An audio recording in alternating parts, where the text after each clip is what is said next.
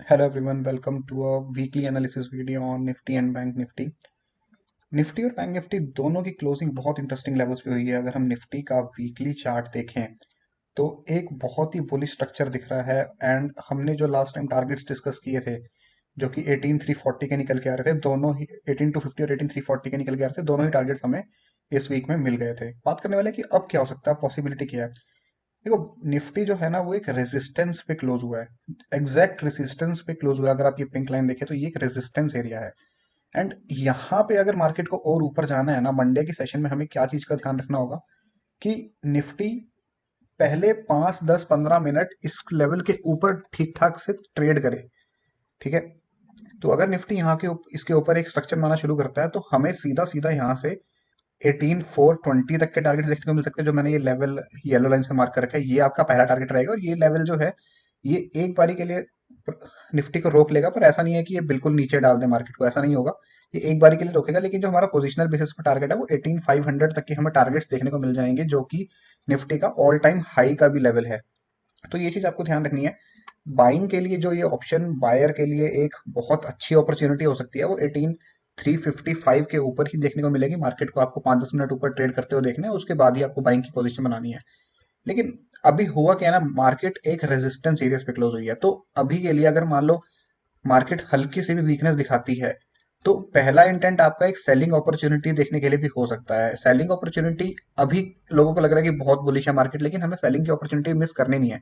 अगर 15 minute chart पे जाऊं तो बाइंग में देखो दिक्कत क्या आती है ना, मार्केट सीधा गैप अप या गैप अप खुल जाता है, या फिर अगर मार्केट फ्लैट खुल रहा है तो उतना मोमेंटम देता नहीं है जब बाइंग की मार्केट रहती है। क्योंकि देखो यहाँ पे मार्केट खुला, पूरा दिन टाइम पास किया और इसी रेंज में मार्केट ने क्लोजिंग दे दी।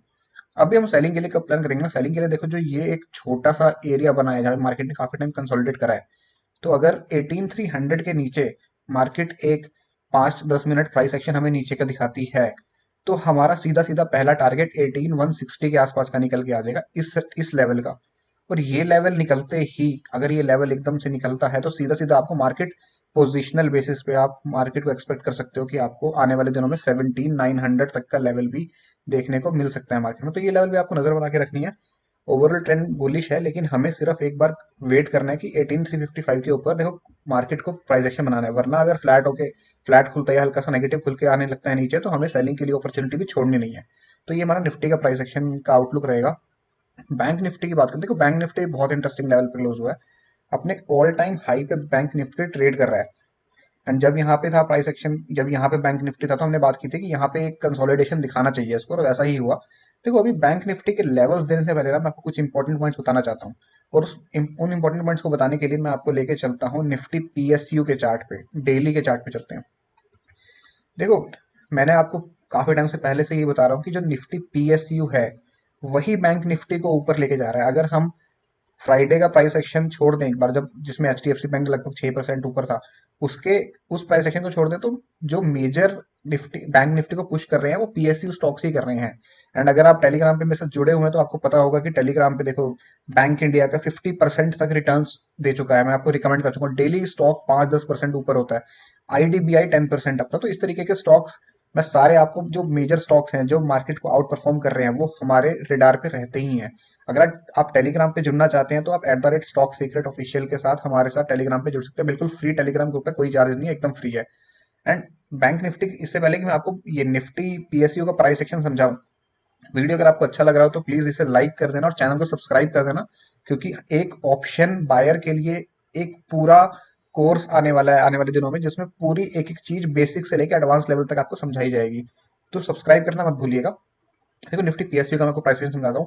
निफ्टी पीएसयू भी निफ्टी की तरह एक सप्लाई जोन में, बिल्कुल यही सप्लाई का एरिया था, यही क्लोज हुआ और वहां से 2 दिन टाइम पास कर रहा है।